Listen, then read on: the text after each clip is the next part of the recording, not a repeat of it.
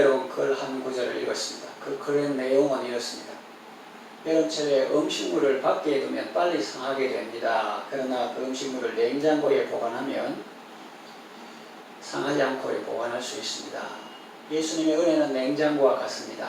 누구든지 예수님 안에 거할 때 부패하지 않고 신선함을 유지할 수 있습니다. 그러나 예수님 밖에 나가면 부패하게 되고 상하게 되고 못 쓰게 됩니다. 이런 내용의 글이었습니다.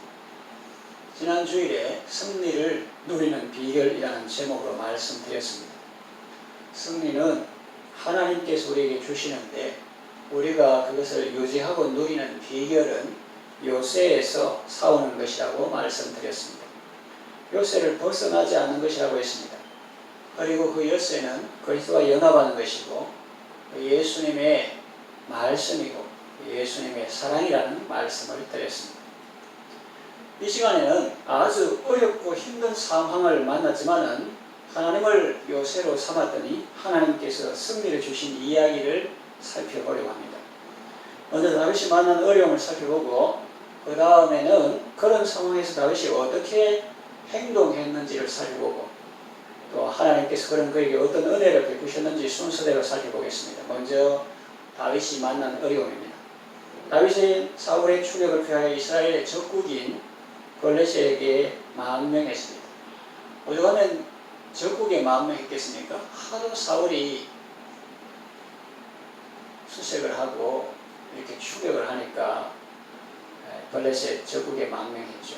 블레셋 왕은 다윗을 신임하였으나 방백들은 그를 경계하며 눈에 불을 켜고 예의주시합니다.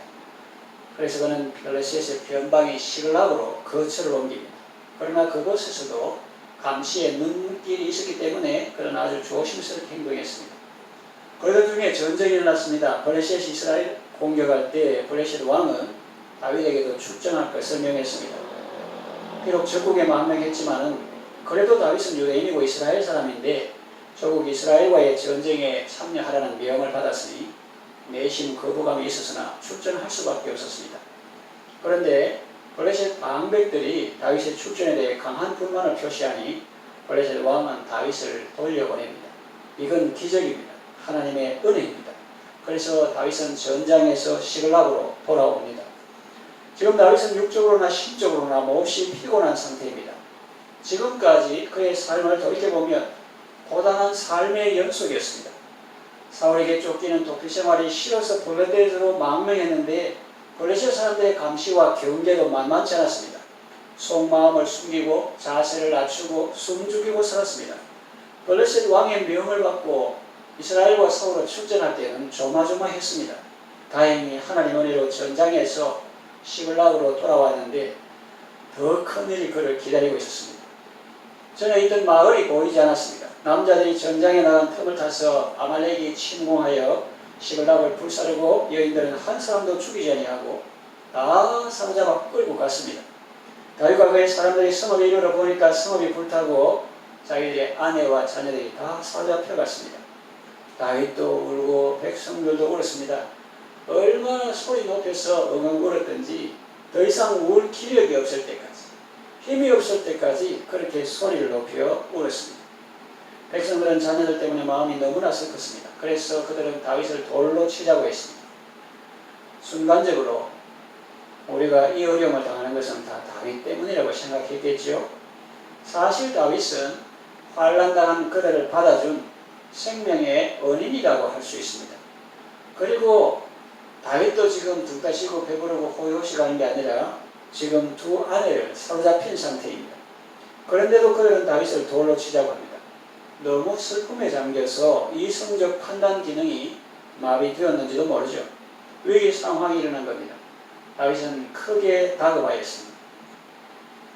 그런 상황에서 다윗은 어떻게 행동했습니까? 그들을 설득했습니까? 아니면 당신들의 행동은 악한 것이라고 책망했습니까? 아니면 당신들은 은혜를 원수로 갚나 배은망덕하다 그렇게 했습니까? 또 옆에 가서 조근조근 우리가 당하는 이 모든 어려움은 다 너 때문이라는 그런 생각은 아주 잘못된 생각이야 그렇게 반박했습니까? 성경에는 다윗이 그렇게 했다는 말이 없습니다. 설령 다윗이 그렇게 행동했다 하더라도 슬픔과 분노에 잠긴 그들에게 먹힐 리가 있겠습니까? 분노가 더 크게 일어날 수 있습니다. 그렇다면 그런 위기 상황에서 다윗은 어떻게 행동했습니까? 성경은 거기에 대해서 이렇게 말합니다. 6절 하반절, 다윗이 크게 다급하였으나 그의 하나님 여호와를 힘입고 용기를 얻었더라 했습니다. 다윗이 하나님을 의지하였더니 하나님께서 그에게 힘을 주시고 용기를 주셨다는 말입니다. 위기 상황에서 하나님을 피난처로 삼고 요새로 삼았더니 하나님께서 그에게 힘이 되어주시고 그에게 용기를 주셨습니다. 지금 다윗은 인간적으로 보면 말할 수 없이 피곤한 상태입니다. 지금까지 계속 쫓기는 삶, 감시당하는 삶을 살아왔습니다. 몸고생, 마음고생 많이 했습니다. 그런데도 적들은 틈을 주지 않고 계속 공격해 옵니다. 사울을 통해서 공격했고 블레셋 방백들을 통해서 공격했고 이제는 자신이 겉으로 사랑하고 돌보아 주었고 함께했던 백성들이 그를 향하여 돌을 던지려고 합니다. 원수 마귀는 피곤과 분노와 슬픔과 배신감 등 여러가지 무기로 다윗을 공격해 오지만 다윗은 그 감정들을 그대로 받아들이지 않고 맞상대하지 않고 하나님이라는 요새 안에 숨었습니다. 그랬더니 하나님께서 그의 보호가 되어주시고 그의 위로가 되어주시고 그의 방패가 되어주셨습니다. 그래서 다윗은 하나님께서 주시는 승리를 받을 수 있었습니다. 자, 그렇다면 하나님은 그에게 어떤 은혜를 주셨습니까? 첫째, 하나님께 묻는 지혜를 주셨습니다. 7절에서 8절 보면 다윗이 아히멜렉의 아들 제사장 아비아달에게 이르되 원하건대 에봇을 내게로 가져오라. 아비아달이 에봇을 다윗에게로 가져가매 다윗이 여호와께 묻자와 이르되 내가 이 군대를 추격하면 따라잡겠나이까? 하니 여호와께서 그에게 대답하시되 그를 쫓아가라. 내가 반드시 따라잡고 도로 찾으리라 그랬습니다. 이것이 왜 중요합니까? 사람이 다급해지면 이성적으로 판단하고 행동하기 어렵습니다. 슬픔과 분노에 사로잡혀 일을 거치기 쉽습니다. 그런데 다윗은 그런 위험한 상황에 자신을 노출시키지 않고 요새이신 주님 안으로 피했습니다.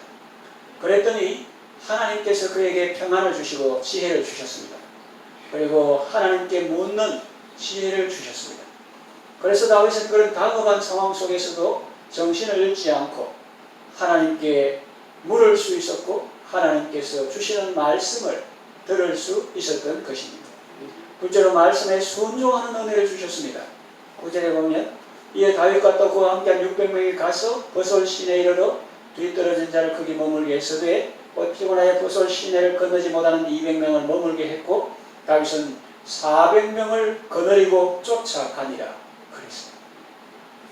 그냥 성경을 건성을 읽으면 뭐 그런갑다 생각하지만 이게 정말 놀랍지 않습니까? 조금 전까지만 해도 너무 울어가지고 기력이 없고 또 자기 동족 이스라엘 사람과 싸울까 조마조마 몸도 피곤한데 마음까지 조마조마했는데 하나님의 은혜로 겨우 시글락으로 돌아와서 좀 괜찮은가 싶었는데 이제 더한 그런 일들이 기다리고 있고 마을이 다 불타고 아내와 자녀들이 다 사로잡혀간 그런 상황인데 어디서 힘이 났는지 400명을 이끌고 적국을 쫓아가는 겁니다. 정말 놀라운 모습입니다. 그리고 조금 전까지만 해도 백성들은 하나같이 손에 돌을 들고 다윗을 치려고 했습니다. 그런데 지금은 어떻습니까? 그 돌은 볼 수 없고 대신 창이나 칼이 들려 있습니다. 그리고 다윗을 향하여 대적하던 그 눈과 입과 발이 이제는 다 아말렉을 향하여 있습니다. 아군기, 우군기, 그 지도자를 향하여 공격하려던 그 분열과 다툼과 분노 이런 것들이 다 변해가지고 전부 다 한마음 한뜻으로 적을 향하여 나아가고 있습니다. 누가 그들의 마음을 이렇게 변화시킬 수 있었겠습니까? 오직 하나님의 은혜라고 말할 수밖에 없습니다. 실제로 들에서 애국 사람을 만나게 하셨습니다. 그는 아말렉 사람의 종이었는데 병들었다고 사흘 전에 주인에게 버림받은 사람입니다. 그를 통해서 다윗은 적들에 대한 정보를 입수할 수 있었습니다. 넷째로 사람을 구원하고 물건을 되찾는 은혜를 주셨습니다. 애국 사람의 인도를 따라 다윗 일행이 아말렉 사람 진에 가니 그들은 먹고 마시며 춤추는 중이었습니다. 다윗은 새벽부터 이튿날 저물 때까지 그들을 쳤습니다. 꼬박 이틀 동안 싸웠는데 결과는 대승이었습니다. 낙타 타고 도망한 소년 400명 외에는 피한 사람이 없었습니다. 다윗은 빼앗겼던 모든 것을 다 도로 찾고 자기의 두 아내도 구원했습니다. 무리의 자녀들도 다 찾아왔고 아무것도 잃은 것이 없이 다 찾아왔습니다. 다윗은 지금까지 피로가 누적되었습니다. 사울의 추격을 피하던 시절부터 블레셋 망명 시절까지 하루도 편한 날 없이 육체적으로나 정신적으로 피곤한 삶을 살아왔습니다.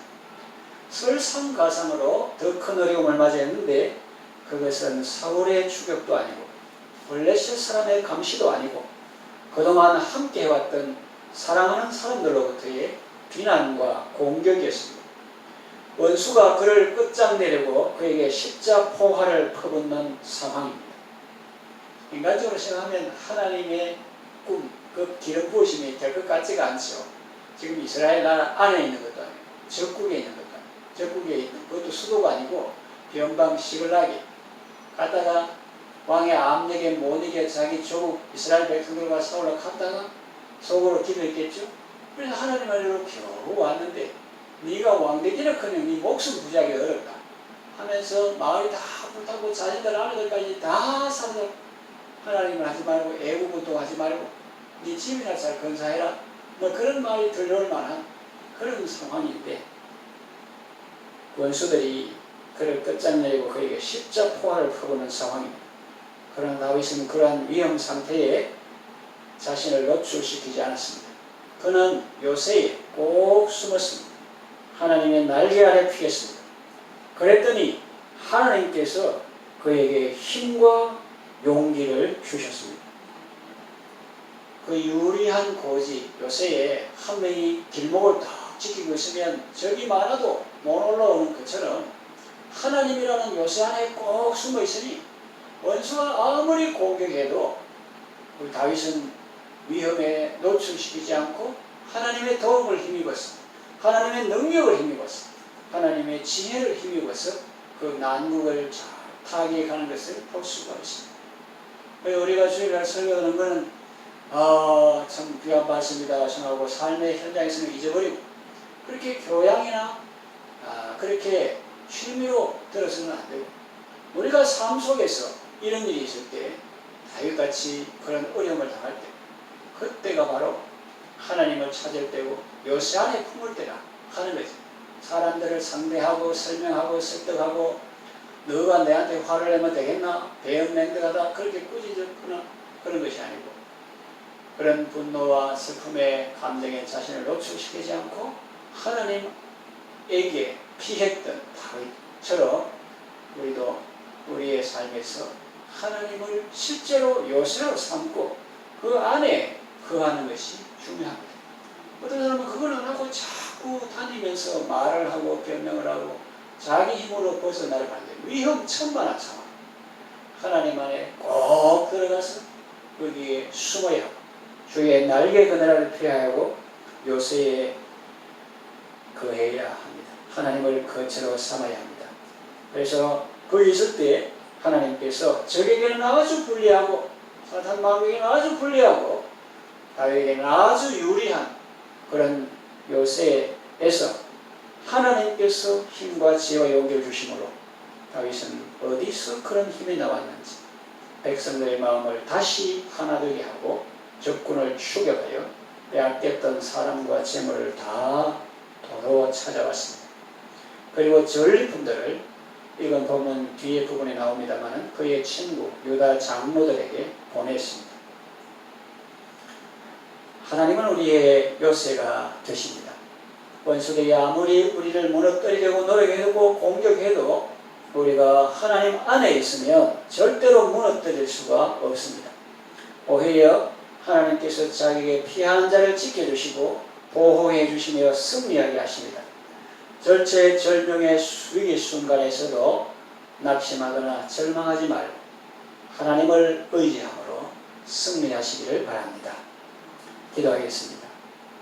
하나님 아버지, 우리는 위기 상황 앞에서 눈에 보이는 것만 바라보고 쉽게 낙심하거나 절망합니다.